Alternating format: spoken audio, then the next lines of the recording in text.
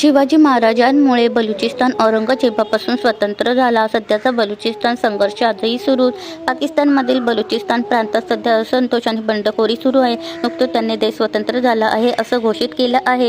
हुमायूनपासून औरंगजेबपर्यंत भारताच्या इतिहासात बलुचिस्तानने महत्त्वपूर्ण भूमिका बजावली आहे. जाणून घ्या 1540 ते 1666 पर्यंतचा प्रवास. बाबरचा वारस हुमायून. 1540 मध्ये बाबरचा मुलगा हुमायून शेरशाह सुरीची युद्धात हरला. पराभवानंतर तो भारतातून पळून गेला. हुमायूनचा निर्वासित काळ. हुमायूनने इराणमध्ये आश्रय घेतला. तिथे त्याने आपल्या सैन्याची पुन्हा बांधणी केली. शेरशाह सुरीचा मृत्यू. 1545 मध्ये शेरशाह सुरीचा मृत्यू झाला. हीच संधी पाहून हुमायूनने भारतात परतण्याची योजना आखली. बलुचिस्तानचा पाठिंबा. बलुचिस्तानातील कबिलाई सरदारांनी हुमायूनला मदत केली. बलुचांचे सहकार्य मिळाल्यामुळे त्याचे मनोबल वाढले. हुमायूनने दिल्ली पुन्हा जिंकली. 1555 मध्ये हुमायूनने दिल्ली पुन्हा जिंकली. तो पुन्हा एकदा भारताचा बादशाह झाला. औरंगजेब सत्तेवर. 1659 मध्ये औरंगजेब दिल्लीचा शासक बनला. त्याची सत्ता इराणच्या सीमेपर्यंत पसरली होती. दक्षिणेतील संकट.